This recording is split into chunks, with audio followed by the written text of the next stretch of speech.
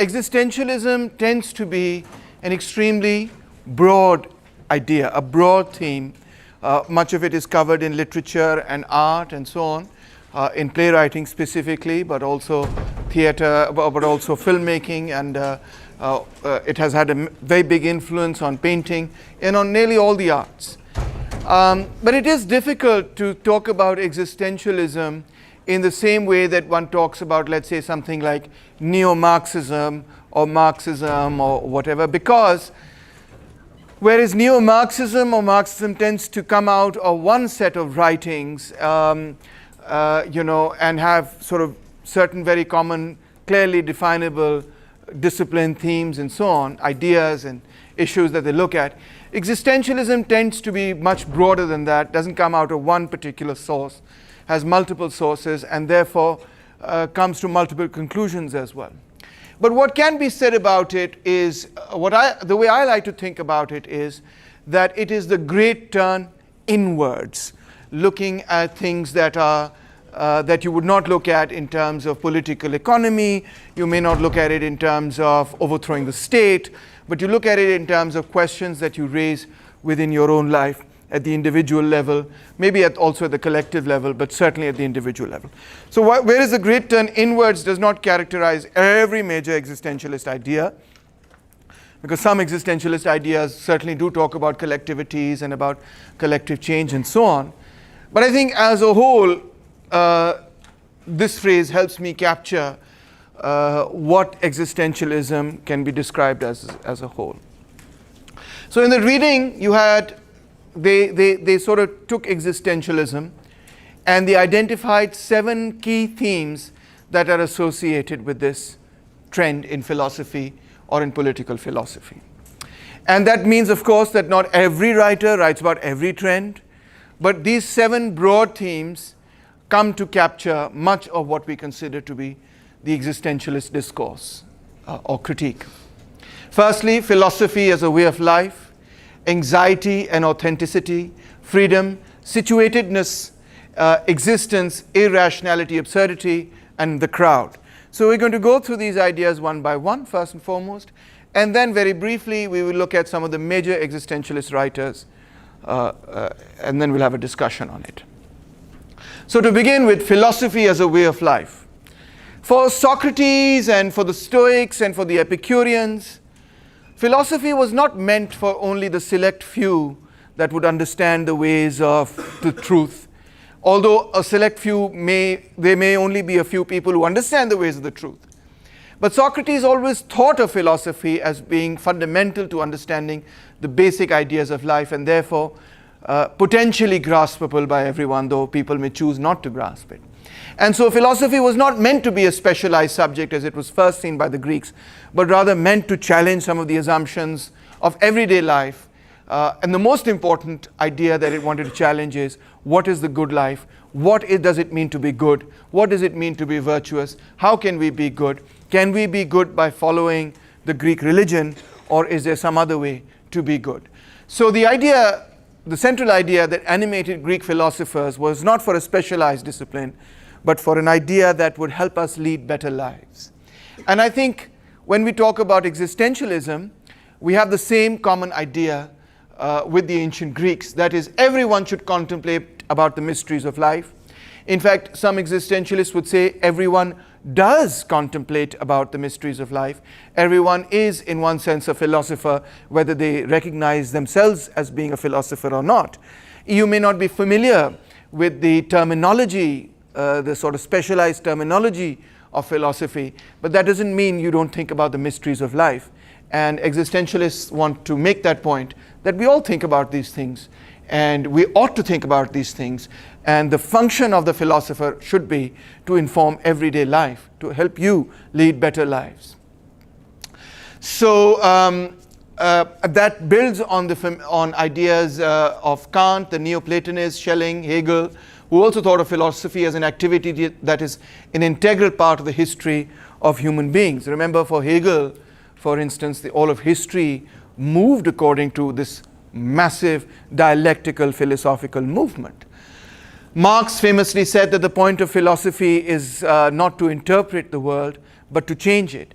And that's an idea that every existentialist philosopher more or less has agreed with, that the point of philosophy, of academics, of scholarship, of thinking, of universities, all of these, all intellectual activity should be for us to be able to come up with a life that is better than the life that we have already. So, why is that not the case according to existentialist philosophers? The way in which capitalism and modern society operate, we have an intellectual division of labor, where some people perform manual labor and other people get to go to college and university and ponder about the metaphysical, transcendental qualities of life. And it shouldn't be this way. It ought not to be this way. This is you could say, a judgment of some sort. Because what this has done is that it has made philosophy the preserve of of college book, college room discussions and cafe discussions, where it ought to be discussions that are even held in the workplace, on the streets, wherever one goes. Socrates himself was very much a street philosopher. He liked to go into the bazaar and strike up a conversation with people who would not be considered intellectuals in that sense. But he didn't think of them as being less than intellectuals. He nonetheless engaged them in very stimulating conversations. So one of the things that existentialist writers began to do, although they can also write in very terse, difficult language, is that they began to write in many different ways. In fact, they began to write plays. Theater. They began to write theater through which they felt that they could inform, with a story, they could inform their audiences about existentialist ideas in philosophy and so on. So they experimented with the way they wrote, they experimented with the way they communicated in order to bring philosophy to the people. By this time in Europe, when existentialism begins to take off, already now there is a very highly developed tradition, in my view, of these debates between socialism and capitalism and fascism and so on that have touched people on a mass level. So some of that is already very much present. There's a vibrant atmosphere of these ideas being discussed through political life in Europe in the post-war period anyway. The second theme within philosophy as a way of life is the idea of immanence, which is when something is within something else, when something is immersed in something else. Philosophy studies life from the inside, is the idea that existentialists would like us to accept. That we are not somehow the other outside of the life that we are attempting to study. We are part of the life that we are attempting to study. We are part of the process that we ourselves are trying to study. So there is no God's eye view of the world. We are, within, we are part of the world that we are trying to study.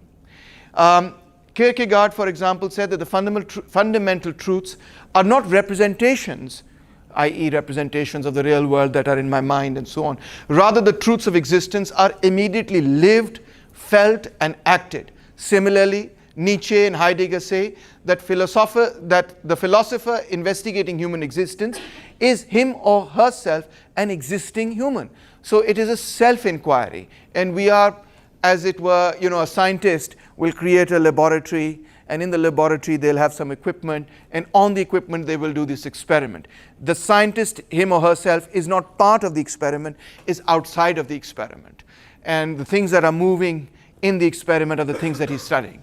Well, that can never happen, say the existentialists, as far as these questions of philosophy and politics are concerned, because you can never be outside of society and then looking into society. You're part of the process that you yourself are studying. If I'm studying the class structure of Pakistan, how can I not be aware that I am part of the class structure of Pakistan? I'm part of that class society. I'm a product of it. Ahmed? All right. So, and finally, life is an existentialist concern. The nature of life itself is a perennial existentialist concern, and more famously, with Heidegger and Camus, the significance of death is very, very central to existentialism. So what do we mean when we say life is an existentialist concern? We are all concerned with the question of life and death and mortality.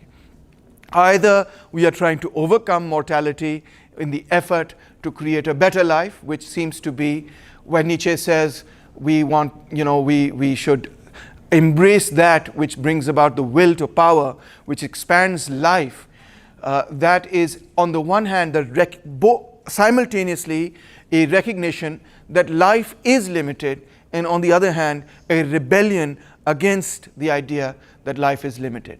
So we know that we can't win that struggle, but as what was it? Keats said, rage against the dying of the light. Was it Keats? Sorry, who's it again? Yes, I've also forgotten.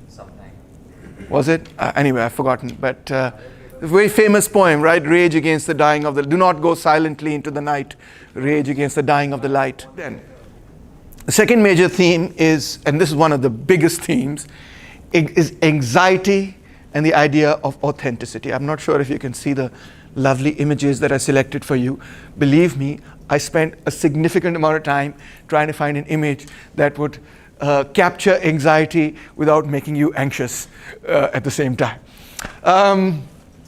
So one idea that existentialist philosophers try to elaborate again and again, and I make no bones about this fact, that existentialism is a pretty dark philosophy, right? It is at one level quite pessimistic about life.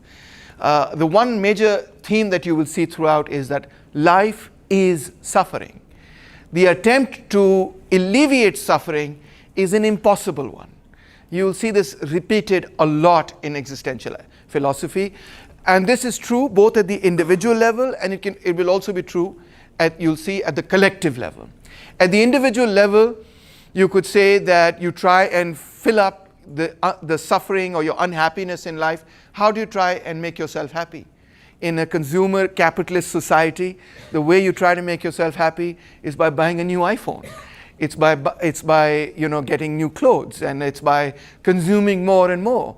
Every time you go to the supermarket, you buy something, or to the market, you buy something, you feel just a little bit happy. You feel this bump, and for a day or 2 or 3, you're enjoying your new toy or your new clothes or whatever, your new car or whatever it is that you've bought, and you are happy for 2-3 days. But then the void comes right back in your life, and you have to go back and buy something. You can never fill that void with the stuff that you buy. It just never happens. You can see this theme being repeated a lot in movies, in poems, in songs, etc. It's a very anti-consumerist theme, and of course existentialist philosophy we owe credit to existentialism to have brought this up. Secondly, you will see later on that they also talk about how at the collective level we are constantly trying to make life better. We're trying to fight disease, we're trying to finish poverty, we are trying to save the world these days from environmental catastrophe. We keep doing this, and yet we keep failing, and if we succeed in one thing, it is only to discover that comes in front of us. It seems to be a never-ending thing. We just cannot get out of suffering. Suffering, therefore, according to existentialist philosophers, we should embrace it as a part of what makes us human. It's almost like if you did not have pain, in fact, we hate pain, right? But pain is absolutely integral to the survival of your species. Because if I were to create you, aapka kya naam hai? Sorry? Ali. Ali, if you were born and you could not feel pain, you'd think life would be so much simpler, right? Abu Jaan thapad marenge, you'd be like, hey, I didn't feel a thing. You fell off the couch, you fell off a horse, you fell off a cycle, you don't feel a thing. If life was without pain, we at first think, naively, life would be so much better. But the fact of the matter is that if the human organism or any organism did not feel pain, it would not protect itself from harmful effects. You'd have your hand over a fire, and you would not notice that your hand is on fire, and pretty soon you'd be burnt to crisp, you'd be burnt to a toast. You'd never realize the things that are hurting you. Your pain mechanism is actually one of the most important mechanisms that you have for your survival. It immediately tells you, do not put weight on that leg because that joint is hurting, there's something happening there that's wrong. Don't put weight on it, otherwise it will get worse. Right, Paras? Right? And we try to dull it with painkillers, etc. The idea is that when you do take a painkiller, you're supposed to act like you still have that pain, because if you take a painkiller and you act like you don't have that pain, you will make your pain worse. You'll ruin your body, in fact. So pain is very important. And what about psychological pain? It's equally important. For a child, it's important to learn what's good and bad and what is acceptable or unacceptable behavior and so on. You can't just go around hurting people. You can't just go around, doing bad things and so on. That would make a reckless society, civilization, that it would make us, you wouldn't be able to construct a civilization if we didn't care for each other, and we wouldn't care for each other if at some level we didn't feel some psychological pain from each other. After all, it's not just being given a slap across the face that hurts. What hurts even more is to be told that you are, by somebody that you care about, whose opinion you care about. When somebody whose opinion you care about tells you that you were a bad person for doing X, Y, Z, it hurts. It physically, almost like physically hurts, right? And that also is a mechanism to tell you what sort of behaviors you ought to do and what sort of behaviors you shouldn't do, and so on. So we existentialist philosophers are of the opinion we can try and alleviate suffering, but this is never going to happen. And that is the idea that human existence is in some way on its own. We are lonely in this world. Everything that we see around us, all the objects that we see, out of all the things that we see, there is nothing quite like humanity. In other words, there is no other being that we know of that has self-reflexivity, that can think about its own existence, that has self-consciousness. In that sense, existentialist philosophy says we are quite lonely. We have nobody else to ask these vital questions about life and death and so on. We can't ask a table, we can't ask animals. None of them have the level of self-reflexivity that we do. So it is in that sense that existentialist philosophers say that we are on our own, we are lonely, and this causes anxiety, anguish. It is the recognition of this loneliness that causes it. It's not just the loneliness that Afia says, today I wanted to go and have ice cream, all my friends went and had ice cream and they didn't invite me. That's not the only kind of loneliness we're talking about. That may be there, but that's a very low level of loneliness. Existentialist loneliness is the understanding that there is no entity in the world that can help humanity understand its own condition. Earlier on, we thought that God helps us understand our condition. Today in the world, as Nietzsche has said, God is death. We thought that science could be the new God. Today in the world, we think not only is God dead, but the truth is dead. There is no such thing as a truth. There's no way to it, to find it. There's nobody to tell us what the truth is. What does death mean? What does life mean? How do I process it? And so on. We've got to do all this processing on our own. This causes anguish and anxiety. Now you're thinking, sir, it doesn't cause me any anguish, but let's continue and see how that works out. Existentialists also wanted you to think about passions rather than reason. They thought that what science had done is rationality, objectivity, all of these ideas had done is, they're supposed to be, when you do a scientific investigation of something, you're supposed to leave your passions and subjectivity out of it. You're supposed to be dispassionate about it. This is a phrase that all scientists use. Be dispassionate about it. Don't be biased, they say, right? But we don't experience the world in this way. We don't experience anything in this way. We always experience everything through our emotions. And this psychology completely accepts. We are not robots. We never have been. Our memory systems also operate in accordance with things that scare us or things that we love, things that move us, we remember very firmly. Things that don't move us, we simply don't remember, we forget. We forget them in the evening. I had breakfast. Actually, I didn't have breakfast. But the point is, whatever I ate in the morning, I don't remember what I ate in the morning. I don't even know whether I ate in the morning. It had no emotional impact on me. But if my daughter comes and kisses me and says, Babu, I love you, I'll miss you in school, it has an emotional impact on me. I remember it the whole day. I may remember it for years afterwards. So our memory, the way we perceive things, is deeply, deeply enmeshed with our emotions. And yet when we study things, we leave all of that out. Existentialist think that this is not a very good way to understand how we look at and understand the world. Life is without reason, it is without morality, and it is without empirical evidence.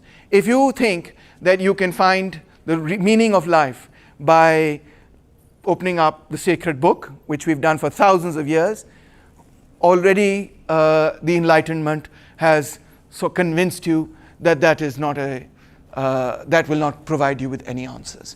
If you think that a man in a white coat is going to be able to provide you with all the correct answers, we have shown that men in white coats have done horrible, terrible things to the world. If you think that empirical evidence, statistics, data, all these tables are going to provide you the evidence, we have shown you that there are lies, there are damn lies, and then there are statistics, right? Very famous saying, right? God, not only is God dead, but the idea that there is a truth, an absolute truth that can be understood. The great Socratic mission was to find that absolute truth, to find a method that could move us into that absolute truth. Well, Socrates is dead. The Socrates mission is dead. There is no such thing as the absolute truth. It cannot be found.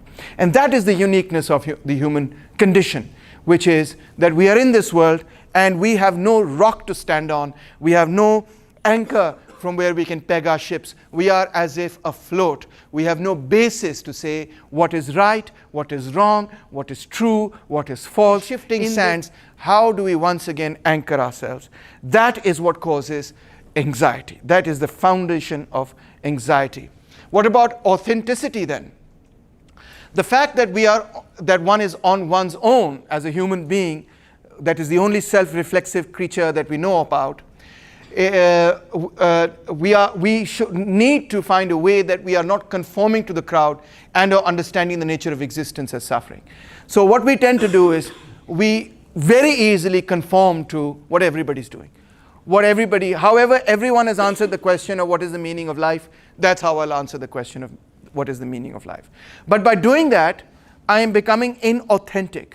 What does that mean to become inauthentic? I'm not thinking for myself. It's not my answer. It's not an authentic answer because it hasn't come from me. I heard it from Afia, I heard it from somebody else, and I just repeated it like a parrot. I heard it from Taimur Rahman, I repeated it. That's not an authentic answer.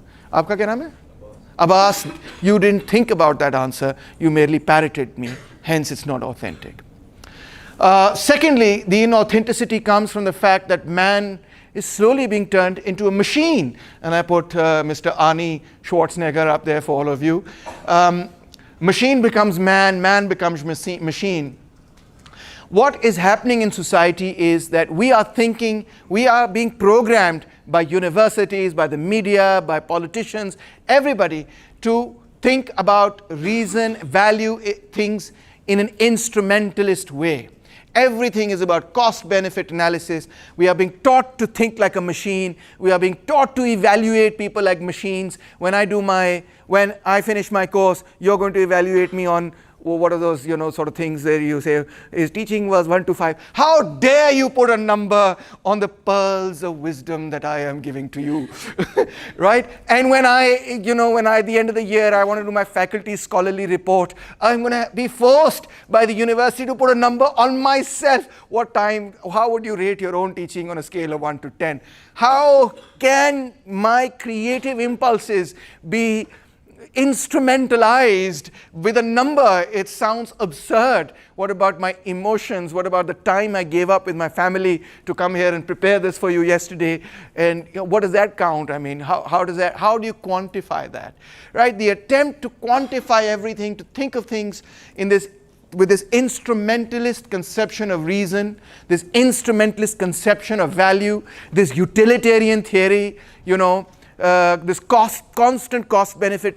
If I go visit my grandmother, I will get 10 utils of goodness in my mind. But if I go and have ice cream, I will get 11 units of utils. Screw grandma. Excuse me, let's censor that. But let's go have ice cream. Is this any way to think? Right? Is this any way to think? Ask existentialist philosophers. We are abandoning the spiritual dimension of our being. We are thinking of ourselves as machines, and that is a very, very negative thing, because at the end of the day, we are not machines. And the more that we begin to think like machines, the more inauthentic we are becoming for ourselves. We are narrowing the possibilities of human to the instrumental and technological. Take, for instance, I mean, we do it to you people all the time, right? We're doing it to you right now with class participation. This comment is worth 1 point. This comment is worth 0.75 points. How do I know? Maybe your comment sounds stupid now, but you come up with some brilliant theory out of it 10 years later that shakes the world up. And I didn't even give it like 0.5, in my comment section.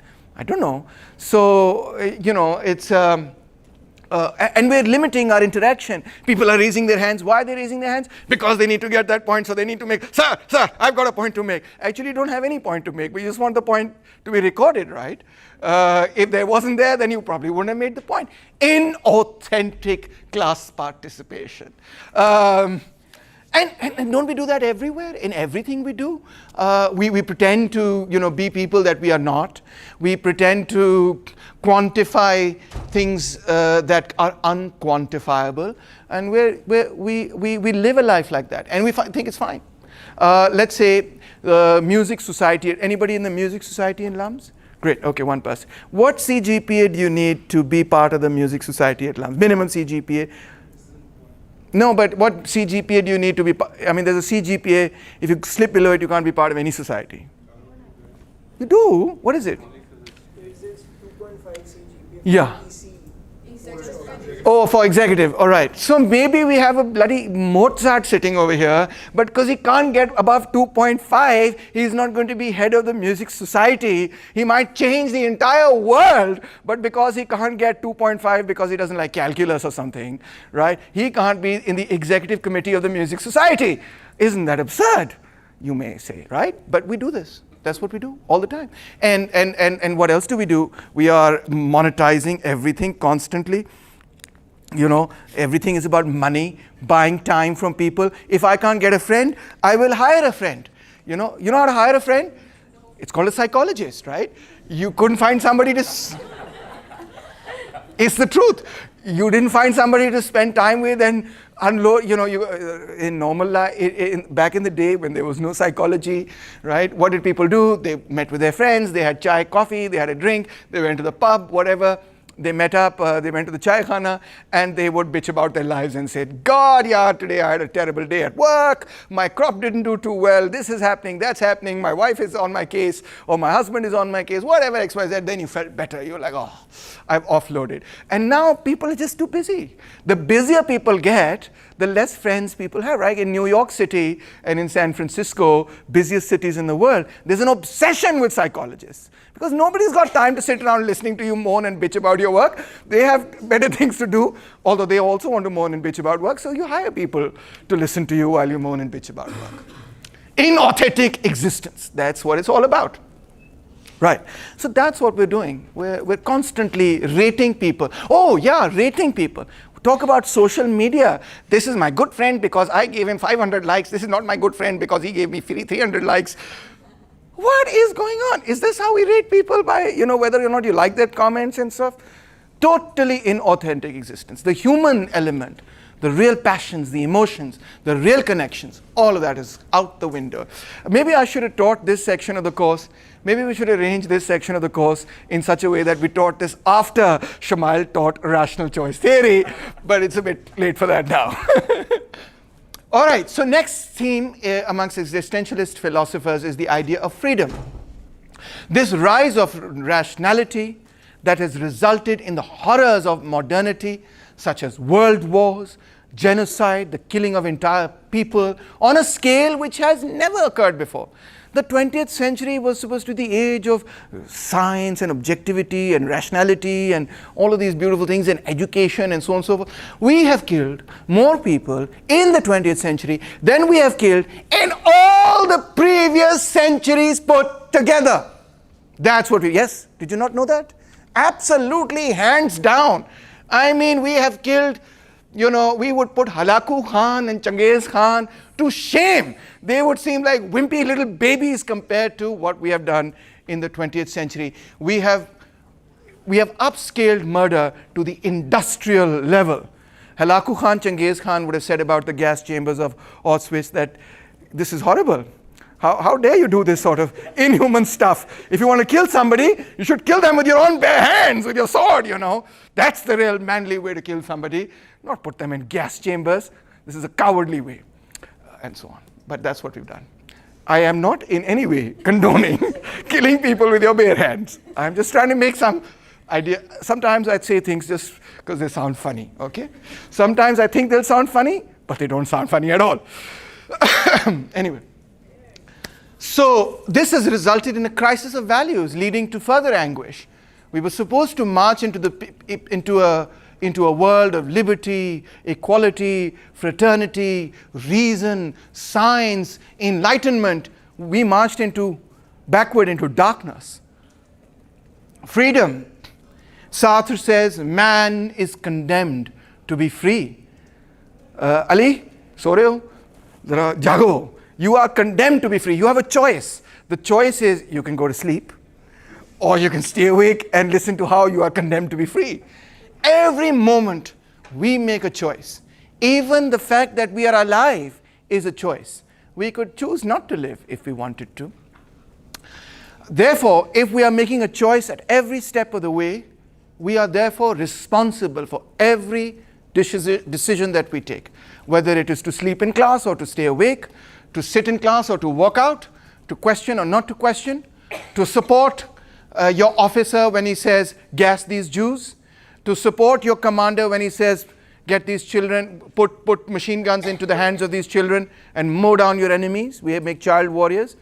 We cannot make the excuse, as Jean-Paul Sartre said about the trial at Nuremberg, that I did it because everybody else was doing it, or I did it because he told me to do it and he's my superior officer.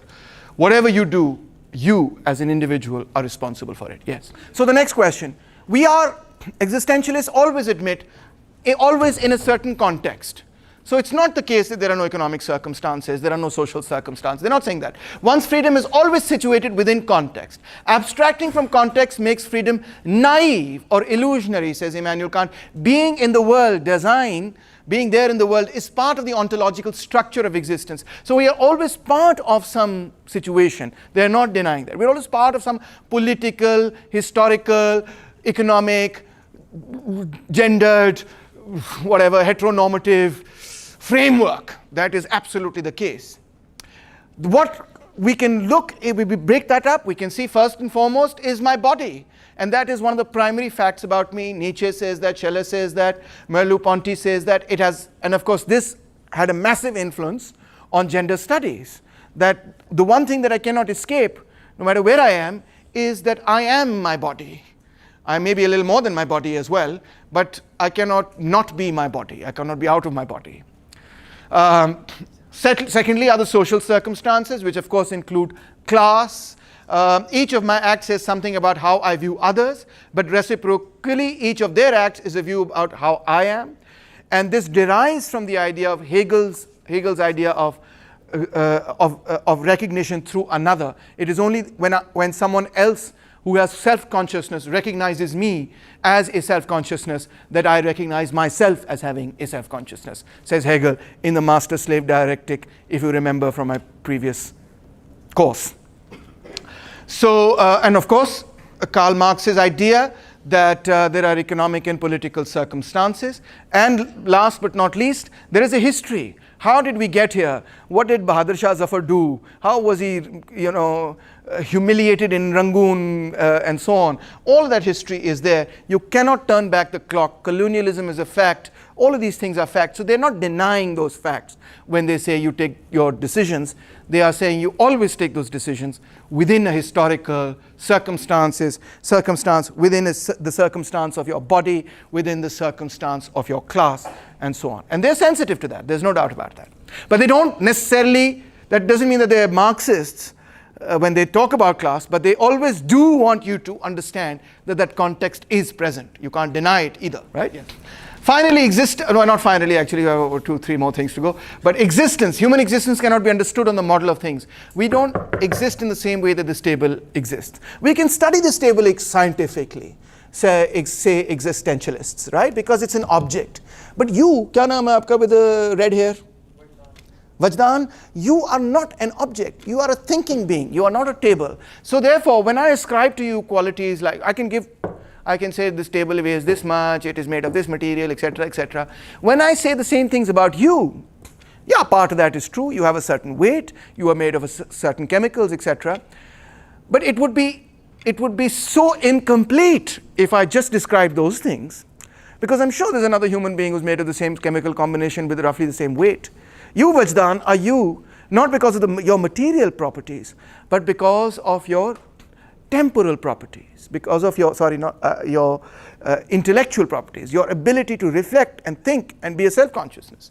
And therefore, when we examine people in the same way that we examine things, we do a great violence to people, we do a great violence to humanity. We don't really understand humanity as humanity. We rather try to understand humanity as we would understand things, which is why social science is kind of a failed project.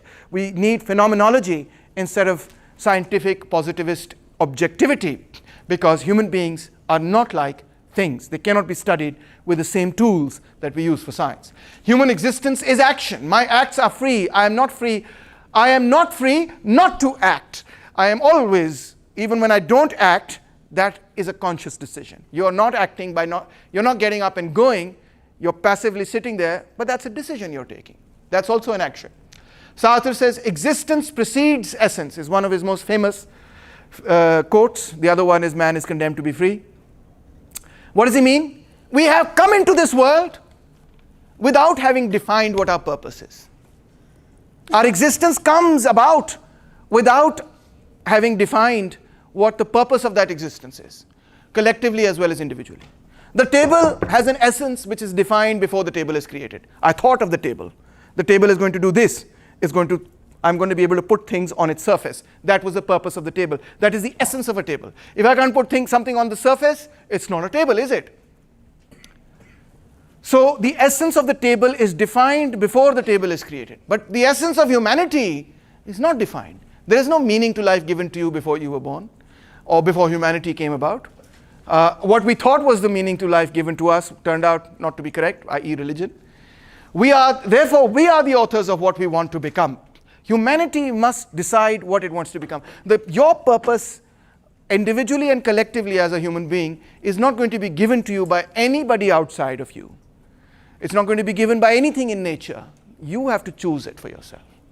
And this is the fundamental, how should I put it, tension, existentialist question of life. What is the meaning of life? Nobody can tell you.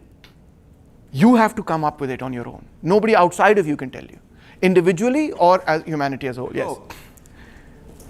This famous artwork, can you get the light so I can show it to everybody, is the representation of a very famous novel called Metamorphosis, in which this man wakes up.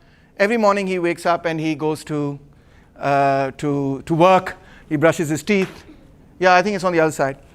He brushes his teeth and so on. He goes to work. But one morning when he wakes up, he discovers that he's not a human being.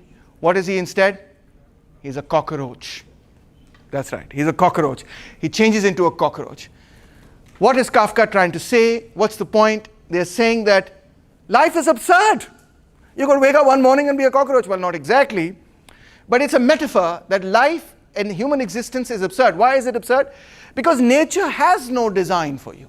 It's not given you a purpose. There is no reason for your existence. You don't exist in order to appease Zeus so that he'll be kind on you. That was just made up by Greeks. You don't exist. There is no reason for you to exist. There is no reason that I can think of for you to exist. You just do exist. And then you define your own reason. Yes. So from the point of view of rationality, freedom is absurd. Why? There is no rational basis upon which one makes the choice of the code to follow. There is no basis for us to say what is right or wrong. Look, yaar, it's a very simple thing. People got together and said, this is right, that is wrong. People got together and said, when your husband dies, we want you to jump into the funeral fire and kill yourself. Right? Nobody else took that. Excuse me if anybody's offended by that. But that decision didn't come from beyond. It was a social decision that we took. And that is the reality about all the decisions that we take, say existentialists, that these are all decisions that you and I have taken without there necessarily being any fundamental basis for them, for one decision to have been better than the other one. So if there is no rational basis upon which one makes the choice of the code to follow, freedom is doomed to destroy itself, because a free action once undertaken is no longer free. It becomes an aspect of the objective world. Once I undertake an action, I have externalized my idea into the world. That idea becomes something. It becomes an institution. It becomes a way. It becomes a book. It becomes an object. It becomes a thing I've made. A thing. In becoming, therefore, which was a choice, it was my free choice, I must become what I am not, which is a thing. I make myself into a thing. And this idea will continue, you'll see in the future. So therefore, life is absurd. It's irrational. It's not rational at all. Because on the one, there is no scientific basis on which you can say this idea is better than that idea. And two, because whatever it is that you turn yourself into, you are only going to defeat yourself. Suffering is inevitable. Anxiety is inevitable. Because as soon as you make that decision and act on that decision, your actions on that decision become something. They become what you make, the chair, the state, the society, the work of art. It becomes a thing. Or you become a thing. You decided to become a literature major, a writer, a critic, a professor, a doctor, a teacher, whatever it is that you decide to become. What is that? It's nothing but a thing. And a quality that an object has rather than something that continues to change. I'm not a teacher if I've decided that I'm not going to be a teacher, but I'm going to just study and learn and then, I don't know, do what. But I'm not going to be permanently a teacher. So when I become that thing that I projected myself to become, I've turned myself into a thing already. And that defeats the very purpose.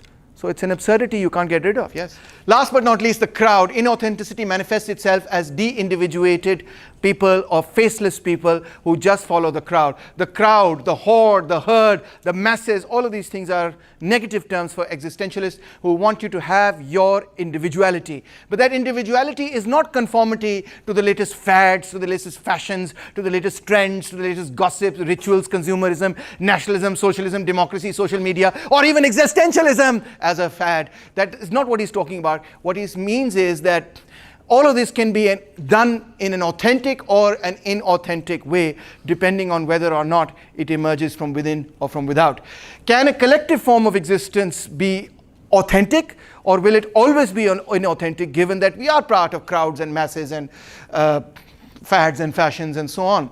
Nietzsche says, yes, friendship is an aid to the transformation of humanity into a better, higher form of humanity. Heidegger says an authentic mode of being with others, another way of putting the same idea of friendship, can transform you. And Sartre and Simone de Beauvoir say an authentic commitment to a social cause like gender equality or whatever can have that transformative effect.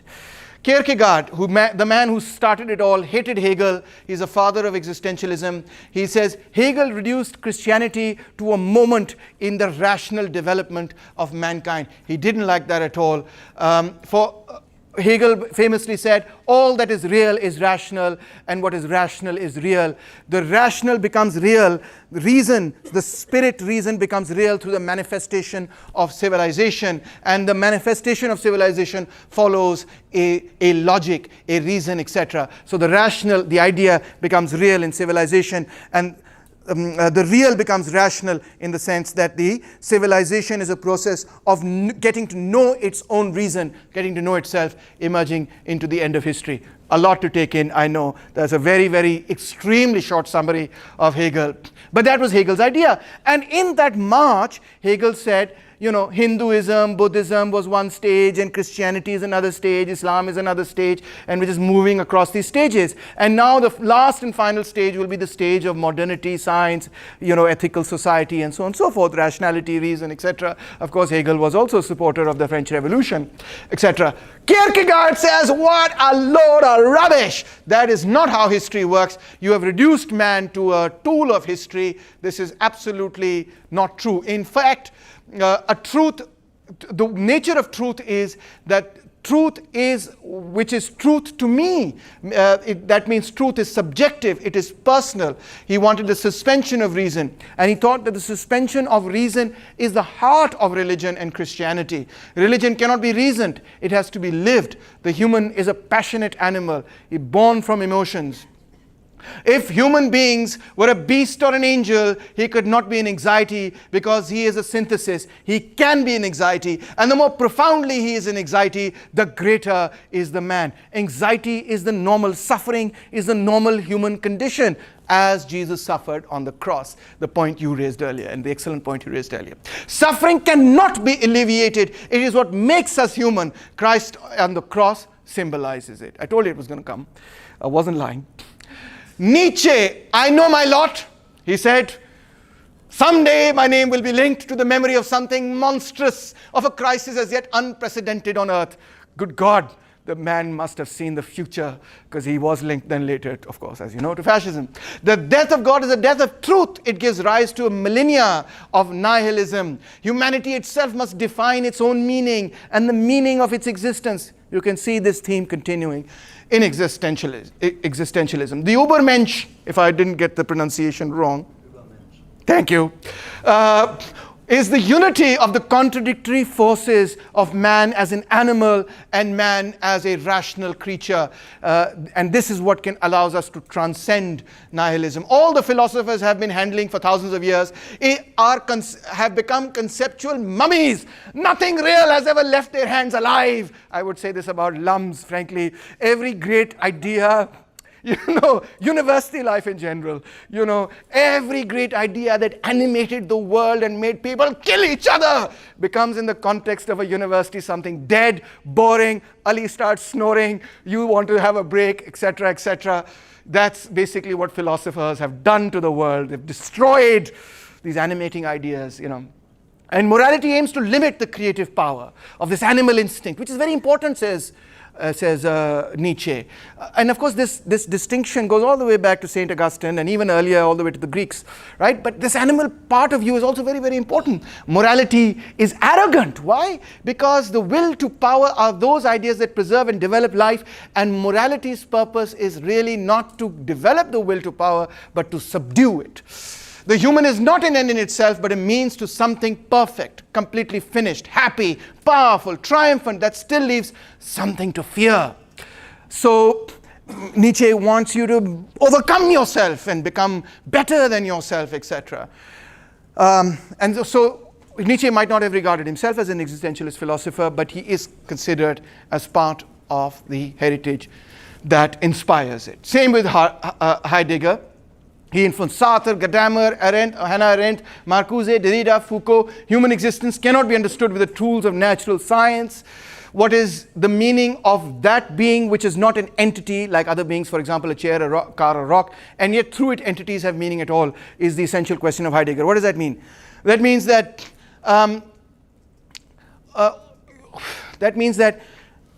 we have human beings. Again, to put it very simply, human beings are very different from chairs, cars, rocks, and other things, because all of those things are unable to think about themselves.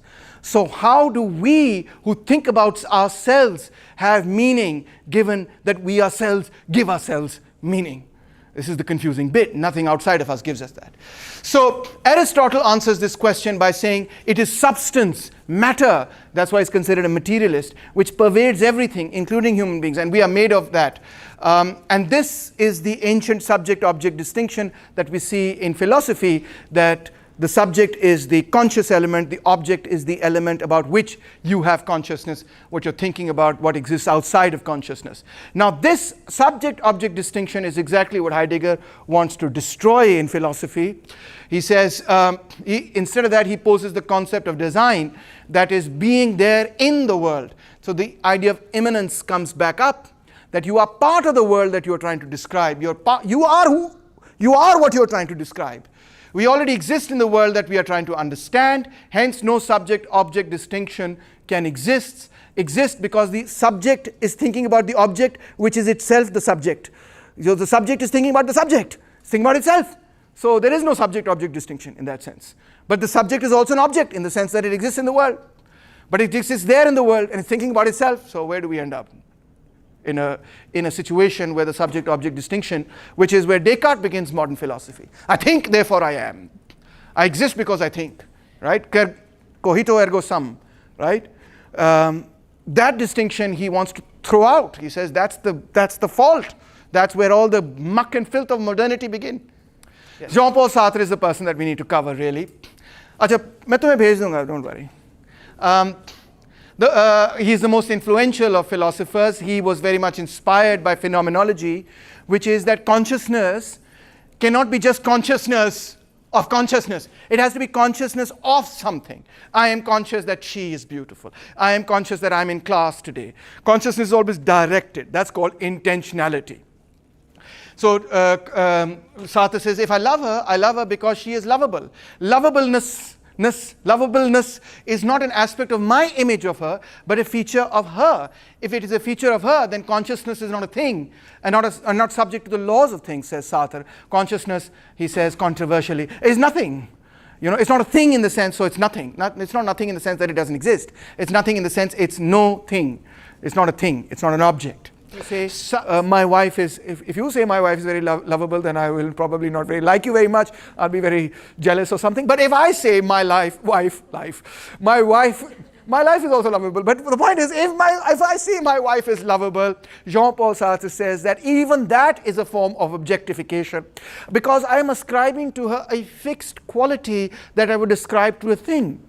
This is very different from the objectification that perhaps you are familiar with in sort of first wave or second wave gender theory, which was that you turn a person into an object in the sense that you treat a person as an object in the sense that you deny their agency, you deny their ability to think for themselves, and you portray them not as a subjective being but as an object. That is objectification in the non-existentialist use of the word. But in the existentialist use of the word, and that is very clearly demeaning to the other person, right? When you are utilizing them as an object rather than viewing them as a human being capable of thought. That is obviously very demeaning. To our sensitivities today, in particular, that is obvious that is demeaning. But Sartre and Simone de Beauvoir mean objectification at an even deeper level. Even when you're paying somebody a compliment, they are saying, even when you're saying, kya naam aapka? Imad, you're a smart chap, right? Even if I say that is a form of objectification. I'm ascribing to you a fixed quality. Maybe tomorrow you won't be so smart, or whatever, right? So this is a tricky thing. And you might say, sir, is tarah to phir koi bhi baat nahi kar sakte. You can't say anything, because anytime you say anything about anyone, you end up ascribing some quality to them. And anytime you want to work together with other people to achieve something larger, you at some level are thinking of them as means to an end. You want to do a play together. Everybody wants to do that play together. But you're thinking, in order to do this play, I have to recruit A, B, C, X, Y, Z person. In order to do this project, I have to get Saad and Rafiq and others with me, right? What are you doing? Is that not treating someone as an object? That is what Sartre refers to as the fragility of freedom, and another tension that cannot go away. But what he wants us to do, and what Simone de Beauvoir also wants us to do, is try our best not to objectify people in any way, not to ascribe to them any fixed property, but to treat them in a way in which they are not a means to an end, but an end in itself, not only in the way that Kant wanted it, but even more so in the way of not ascribing to them any fixed identity or any fixed quality. This is very difficult to do, because, and it's very difficult to analyze anything in politics without doing this, right? So if you say Abbas is a left-wing radical, I've done it already. I've objectified him. That's it. And Abbas would react, if he was a true existentialist, in the heart of hearts, he would react by saying, sir, don't label me. And then I would say, you call me sir, you are also labeling me, and so on and so forth. It's very difficult for us to get out of labeling. But you must have heard this phrase, don't label me. I'm no one thing. I am all of these things and maybe none of these things at the same time. Have you heard this? It's a favorite phrase amongst college students like you. No, please don't label me. Paras, are you going to label me? No, don't. Where does the philosophical heritage behind that particular slogan come from? It comes from existentialism and to some extent also from postmodernism. And now you see why it's wrong to label someone. It's not wrong to label someone because the label per se is wrong. Maybe Saad is not, Abbas is not left-wing, maybe something else. So that could be wrong itself. But what is being challenged is not just that that particular label is correct or incorrect, but that the act of labeling objectifies Abbas. Got it? Abbas. So can't we just name people, or like can't we even name them, like, because we are labeling them? You can name them in the sense that you are Paras. Yeah, so, like, But if I ascribe to you some fixed quality, then that is something that I'm perhaps not doing right. So if I say Paras is a Marxist, right? You'd say, well, maybe I am, maybe I'm not. Today I am, tomorrow I'm not. From moment to moment I could change. So how can you say I am a Marxist, given that I'm choosing what I want to be every single moment from moment to moment? Hence, to ascribe anything fixed to you, given the fluidity of the choices that you are and can make, would be an absurdity. And Sartre's critique is of the social system that tends to do that. He's a worker, he's a peasant, he's a flana, he's an intellectual, etc. The social system, his concern is less perhaps with how you and I talk to each other, but even more so with respect to how the system classifies you, labels you, and then utilizes you as a means to an end. Continue. Next we get to, that's what the city of ends means. Act in such a way that you treat humanity, whether in your own person or in the person of any other, never merely as a means to an end, but always at the same time as an end. That's Kant. And projects can be realized only with the cooperation of others. Cooperation presupposes freedom. Absurdity and fragility of freedom come about because as soon as you try to get people to cooperate, you do at some level objectify them. Nurturing the freedom of others must be central to all my projects. That's what Sartre wants you to do, is to nurture that, is to not let it go. Society must be structured in such a way that no section is treated as a means to an end. That's what Sartre the conclusion that Sartre comes to, is that you should make society in such a way that it stops treating people as objects and starts treating them as subjects. Difficult, I'll give you that. I'll concede that to you. Now we come to Simone de Beauvoir. Humanity is constantly oscillating between the facticity, that is the brute fact of existence, and transcendence, which is self-creation. This creates the ambiguity, a tension between what is and what can be. But ambiguity teaches us that our ethical relations cannot be self-referential. In other words, you can't only derive ethics by examining the self, but must be based on the common destiny of humans as a failed and interrelated being. So we've got to talk about inter-subjectivity here, whether we are treating each other subjectively, as subjective beings, not subjectively, sorry, but as subjective beings rather than as objects. And of course, her most famous saying, which is, one is not, where is that saying gone? I put it somewhere. Oh, maybe got deleted or something. I don't know where it's gone. But one is not born a woman, but one becomes a woman, right? What does he mean? What does she mean? Sorry by that. She means that she's taking the Hegelian framework where you require self-recognition from another subjective being in order for self-recognition, you require recognition from another subjective being. That leads to a death match. One person submits. The person who submits becomes the slave. The person who wins becomes the master. The slave is set to work. The work is the externalization of the creative powers of the slave. The slave then comes to recognize him or herself from the objectification of their own rationality, whereas the master that forced the objectification from the slave is unable to achieve voluntary real recognition and hence therefore falls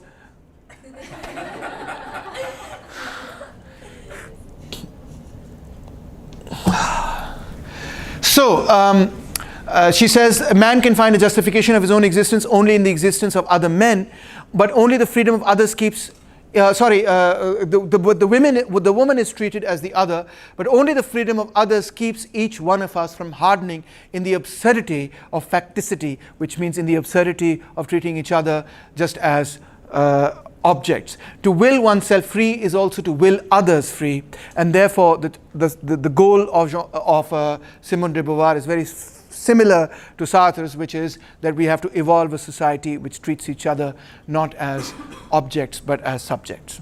No! I'm going to finish. So one becomes a woman because a woman at times are complicit in their own situation. Proletariats say we, blacks say we, but women are unable to utter we. They live dispersed amongst men, tied by homes, work, economic interests and social conditions to certain men, fathers or husbands, more closely than to other women. As bourgeois women, they are in solidarity with bourgeois men and not with women proletarians. As white women, they are in solidarity with white men and not with black women. Hence, the female identity is very much bound up with the identity of the men around them. This is what we have to break, and this introduces in feminist thought the idea of the sex-gender division. Sex is one thing, it's biological, gender is socially constructed. And she puts this together with a beautiful phrase, one is not born, but rather becomes a woman, is socialized as a woman. Camus, reason is absurd. I'm not a philosopher because I don't believe in reason enough to believe in a system. What interests me is knowing how we must behave, and more precisely how to behave when one does not believe in God or reason. Hegel and Marx have reduced man to history. They are, by the act of historicism, denying man the possibility of creating history and affirming freedom, because you are part of this link in a chain of events with a necessary causation. There is but one true serious philosophical problem, and that is suicide. Now, existentialism is dark, and I don't want you to be influenced by the darkness of existentialism. Okay, this is, in my view, a philosophical issue, not an actual issue of, well, should I commit suicide or not? Don't please think this, okay? You come to the wrong conclusion, because what they're saying is something quite different. What they're saying is the absurd is simultaneously the awareness and rejection of death. The absurd is not nihilism, but leads to action. It opens the space between the need for intelligibility and the unreasonable silence of the world. The realization of man's mortality pushes us to strive for answers, and therefore, ultimately, to reject death. So, yes, we know that life is limited, we are mortals, there is an end to it, like you said, even an end to the planet. But it is precisely, sort of the revolt against that defines what existentialists want you to think about. Finally, they say a revolution devours its own children, and you can recognize who that is when she started out and when she ended up, season 1, season 8. Maybe you should get the lights so that people can see it. Emma, do you want to get the light? There is but one useful action, that of remaking man and the earth. But in making the revolution, man comes to deny the humanity of others. The slave starts by begging for justice and ends, Daenerys, no, that's not her name. What's her name? Daenerys, by wanting to wear a crown. He too wants to dominate. And Rousseau's idea that man must be forced to be free leads to crimes by revolution. 1789 brings us Napoleon. 1848 brings us Napoleon III. 1917 brings us Stalin. 1920 brings us Mussolini. 1930 brings us Hitler. Oh my God, every revolution is accompanied by a counter-revolution. Marxism is like a religion, says Camus. It has a bourgeois preoccupation with progress. All the time, development of the means of production and development of the productive forces. In the name of the future, everything can be justified. The future is the only kind of property that the master willingly concedes to the slave. The making absolute of the values of the revolution leads to the very negation of the revolution, which is basically the same theme of the fragility of freedom. Yes, I'm almost making it to the end. Existentialism has had a huge influence on art, on cinema, on psychology, obviously on philosophy. Naturally, here is some existentialist art that you can see. It is the idea that art will no longer depict reality as reality exists, but how we phenomenologically perceive it. How do we emotionally perceive reality? How can we depict that in color? How can we depict that in shapes? How can we depict that in forms? How do we feel about a particular sunset or a particular winds sort of blowing through the landscape? How do we feel about that? That's what an artist is supposed to capture. Again, you see more existentialist art here, where again the idea is to capture the feeling. And if you didn't know, here's the end of my thing. You have Woody Allen in cinema, you have Richard Linklater in cinema, but most importantly, did you or did you not know that Batman, The Dark Knight Rises is an existentialist movie?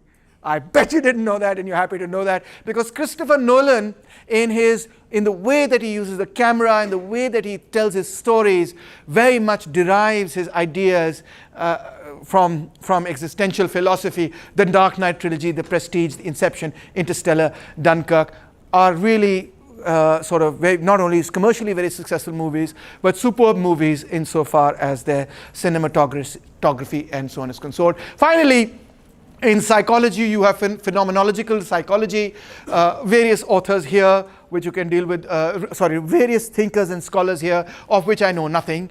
So I'm not going to say anything about them, aside from putting their names out there for you. Existentialism has pushed philosophers and thinkers to deal with subjects that were in the past considered to be marginal, such as issues of sex, death, crime, madness, suicide, deviance, and so on. They have pushed philosophy into the realm of issues that were previously considered not really philosophical subjects at all.